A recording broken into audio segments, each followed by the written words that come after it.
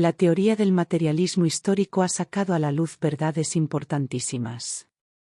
La humanidad no es una especie animal, es una realidad histórica. La sociedad humana no sufre pasivamente la naturaleza, sino que la transforma mediante la praxis. Por eso, la mujer no puede ser considerada simplemente como un organismo sexuado. Los datos biológicos solo adquieren importancia cuando toman un valor concreto dentro de una situación histórica y social. La conciencia que la mujer adquiere de sí misma no depende únicamente de su sexualidad, sino también de la estructura económica de la sociedad y del grado de evolución técnica alcanzado por la humanidad. Biológicamente, la mujer aparece más estrechamente ligada a la especie y con una relación diferente con el mundo que la del hombre. Pero estos hechos adquieren un valor distinto según el contexto económico y social. En la historia humana, el cuerpo nunca actúa solo. Desde los orígenes, el hombre aparece armado con instrumentos que multiplican su poder. Cuando las herramientas exigían una gran fuerza física, la debilidad muscular de la mujer representaba una inferioridad evidente. Sin embargo, la técnica puede anular esas diferencias. Muchas máquinas modernas no exigen más que una fuerza mínima, y la mujer puede igualarse entonces al hombre en el trabajo. También las cargas de la maternidad cambian según las condiciones sociales. Son pesadas cuando la mujer debe afrontar numerosos partos y criar sola a sus hijos, pero se vuelven más ligeras cuando puede decidir libremente sobre la maternidad y recibe ayuda de la sociedad durante el embarazo y la crianza. En el origen de la familia, Engels explica la historia de la mujer a partir de la evolución de las técnicas. En la Edad de Piedra, cuando la tierra pertenecía al clan y las herramientas eran rudimentarias, las fuerzas femeninas bastaban para el trabajo agrícola. Aunque existía una división del trabajo, hombres y mujeres mantenían cierta igualdad. Mientras el hombre cazaba y pescaba, la mujer realizaba tareas domésticas que también tenían un valor productivo, como fabricar tejidos, vasijas o trabajar el huerto. Con el descubrimiento de los metales y la aparición del arado, la agricultura se expandió y comenzó a exigir un trabajo más intenso. Entonces surgió la esclavitud y apareció la propiedad privada. Dueño de la tierra y de los esclavos, el hombre se convirtió también en propietario de la mujer. Engels considera este momento como la gran derrota histórica del sexo femenino, provocada por la transformación de la división del trabajo tras la invención de nuevos instrumentos. La misma causa que había dado a la mujer autoridad en el hogar, su papel exclusivo en las labores domésticas, aseguró después la supremacía del hombre. El trabajo productivo masculino pasó a considerarse esencial, mientras que el trabajo doméstico femenino quedó reducido a un papel secundario. Así apareció la familia patriarcal fundada en la propiedad privada. El derecho paterno sustituyó al derecho materno y la transmisión de la herencia pasó de padre a hijo. En esta nueva organización familiar, la mujer quedó oprimida. El hombre reinaba como soberano y se permitía privilegios sexuales. Podía acostarse con esclavas o con hetairas y practicar la poligamia. Cuando las costumbres hicieron posible cierta reciprocidad, la mujer respondió con la infidelidad. El adulterio aparecía así como una defensa frente a la esclavitud doméstica. Para Engels, la opresión social de la mujer era consecuencia directa de su opresión económica. La igualdad solo podría recuperarse cuando hombres y mujeres gozaran de los mismos derechos y la mujer participara ampliamente en la producción social. Según Engels, la gran industria moderna hacía posible esa emancipación, porque incorporaba masivamente a la mujer al trabajo y reducía el peso exclusivo de las tareas domésticas. Por eso, la suerte de la mujer y la del socialismo aparecen unidas. Bebel afirmaba que la mujer y el proletario son dos oprimidos, y sostenía que el mismo desarrollo económico liberaría a ambos. La mujer, poderosa cuando las técnicas se adaptaban a sus fuerzas, habría sido desplazada cuando dejó de poder explotarlas, pero recuperaría su igualdad en el mundo moderno gracias al progreso técnico. Sin embargo, aunque la explicación de Engels representa un avance respecto a otras teorías, deja sin resolver problemas fundamentales. El paso del régimen comunitario a la propiedad privada aparece como el eje de la historia, pero Engels no explica realmente cómo se produjo. tampoco demuestra por qué la propiedad privada debía conducir necesariamente a la servidumbre de la mujer. El materialismo histórico supone ciertos hechos sin explicarlos del todo. Da por sentado el interés del hombre por la propiedad, pero no aclara el origen profundo de ese deseo. Por eso, aunque descubre verdades importantes, su análisis resulta insuficiente para comprender completamente la condición femenina. La idea de propiedad solo cobra sentido cuando el individuo comienza a afirmarse como ser autónomo y separado. Mientras carecía de medios para transformar el mundo, el ser humano se sentía perdido dentro de la naturaleza y de la colectividad. Pero el descubrimiento de los metales y el trabajo productivo permitieron al hombre verse a sí mismo como creador y dominar la naturaleza con sus herramientas. Tierra. Por otra parte, la afirmación del sujeto no basta para explicar la propiedad. En el desafío, en la lucha, en el combate singular, cada conciencia puede intentar elevarse hasta la soberanía.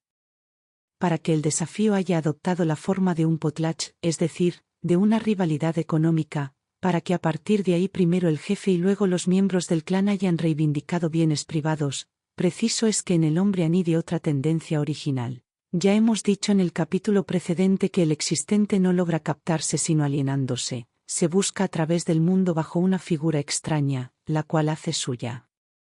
En el tótem, en el maná, en el territorio que ocupa, es su existencia alienada lo que encuentra el clan. Cuando el individuo se separa de la comunidad, reclama una encarnación singular, el maná se individualiza en el jefe, luego en cada individuo, y, al mismo tiempo, cada cual trata de apropiarse un trozo de suelo, unos instrumentos de trabajo, unas cosechas. En esas riquezas que son suyas, el hombre se encuentra a sí mismo, porque se ha perdido en ellas. Se comprende entonces que pueda concederles una importancia tan fundamental como a su propia vida. Entonces el interés del hombre por su propiedad se convierte en una relación inteligible. Pero se ve que no es posible explicarlo solamente por el útil, es preciso captar toda la actitud del hombre armado con un útil, actitud que implica una infraestructura ontológica. Del mismo modo, resulta imposible deducir de la propiedad privada la opresión de la mujer. También aquí es manifiesta la insuficiencia del punto de vista de Engels. Ha comprendido perfectamente que la debilidad muscular de la mujer no se ha convertido en una inferioridad concreta más que en su relación con el útil de bronce y de hierro. Pero no ha visto que los límites de su capacidad de trabajo no constituían una desventaja concreta más que en cierta perspectiva. Porque el hombre es trascendencia y ambiciones por lo que proyecta nuevas exigencias a través de todo útil nuevo. Una vez que hubo inventado los instrumentos de bronce, no se contentó ya con explotar los huertos, sino que quiso desmontar y cultivar extensos campos. Esa voluntad no brotó del bronce mismo. La incapacidad de la mujer ha comportado su ruina, porque el hombre la ha aprendido a través de un proyecto de enriquecimiento y expansión. Y ese proyecto no basta para explicar que haya sido oprimida. La división del trabajo por sexos pudiera haber sido una amistosa asociación. Si la relación original del hombre con sus semejantes fuese exclusivamente una relación de amistad, no se podría explicar ningún tipo de servidumbre. Este fenómeno es una consecuencia del imperialismo de la conciencia humana, que trata de cumplir objetivamente su soberanía. Si no hubiese en ella la categoría original del otro, y una pretensión original de dominar a ese otro, el descubrimiento del útil de bronce no habría podido comportar la opresión de la mujer. Engels tampoco explica el carácter singular de esta opresión. Ha tratado de reducir la oposición entre los sexos a un conflicto de clases. Por otra parte, lo ha hecho sin mucha convicción. La tesis no es sostenible. Verdad es que la división del trabajo por sexos y la opresión que de ello resulta, evocan en algunos aspectos la división en clases, pero no se deben confundir. No hay ninguna base biológica en la escisión entre las clases. En el trabajo, el esclavo adquiere conciencia de sí mismo frente al amo, el proletario siempre ha comprobado su condición en la revuelta, regresando por ese medio a lo esencial, constituyéndose en una amenaza para sus explotadores. Y a lo que apunta es a su desaparición en tanto que clase. Hemos dicho en la introducción hasta qué punto es diferente la situación de la mujer, singularmente a causa de la comunidad de vida y de intereses que la hace solidaria del hombre. así como por la complicidad que éste encuentra en ella. Ella no abriga ningún deseo de revolución, no sabría suprimirse en tanto que sexo, únicamente pide que sean abolidas ciertas consecuencias de la especificación sexual. Lo que aún resulta más grave es que, sin mala fe, no se podría considerar a la mujer únicamente como trabajadora, tan importante como su capacidad productiva es su función reproductora, tanto en la economía social como en la vida individual. Hay épocas en que es más útil hacer niños que manejar el arado. Engels ha escamoteado el problema, se limita a declarar que la comunidad socialista abolirá la familia, lo cual es una solución bastante abstracta. Ya se sabe con cuánta frecuencia y tan radicalmente ha tenido que cambiar la URSS su política familiar, según el diferente equilibrio entre las necesidades inmediatas de la producción y las de la repoblación. Por lo demás, suprimir no supone necesariamente liberar a la mujer. Los ejemplos de Esparta y del régimen nazi demuestran que no por estar directamente vinculada al Estado puede la mujer ser menos oprimida por los varones. Una ética verdaderamente socialista, es decir, que busque la justicia sin suprimir la libertad, que imponga cargas a los individuos, pero sin abolir la individualidad, se hallará en grave aprieto por los problemas que plantea la condición de la mujer. Es imposible asimilar lisa y llanamente la gestación a un trabajo o a un servicio, tal como el servicio militar, por ejemplo. Se produce una fractura más profunda en la vida de una mujer al exigirle hijos que al reglamentar las ocupaciones de los ciudadanos. Jamás ha habido ningún Estado que osase instituir el coito obligatorio. En el acto sexual, en la maternidad, la mujer no compromete solamente tiempo y energías, sino también valores esenciales. En vano pretende ignorar el materialismo racionalista este carácter dramático de la sexualidad. No se puede reglamentar el instinto sexual, no es seguro que no lleve en sí mismo un rechazo de su satisfacción, decía Freud. Lo que sí es seguro es que no se deja integrar en lo social, puesto que hay en el erotismo una revuelta del instante contra el tiempo, de lo individual contra lo universal. Al querer canalizarlo y explotarlo, se corre el riesgo de matarlo, ya que es imposible considerar a la mujer exclusivamente como una fuerza productiva. Para el hombre es también compañera sexual, reproductora y objeto erótico, otra, a través de la cual él se busca a sí mismo. Por eso, incluso los regímenes totalitarios que intentaron negar los dramas individuales no pudieron eliminar el erotismo, porque en esa experiencia lo universal siempre vuelve a convertirse en algo profundamente individual.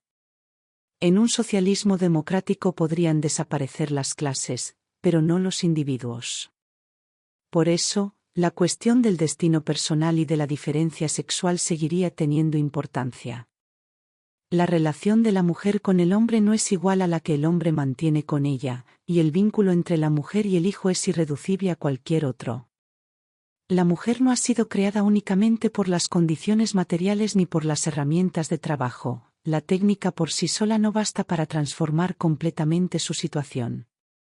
Reivindicar para ella todos los derechos del ser humano no significa ignorar lo singular de su condición.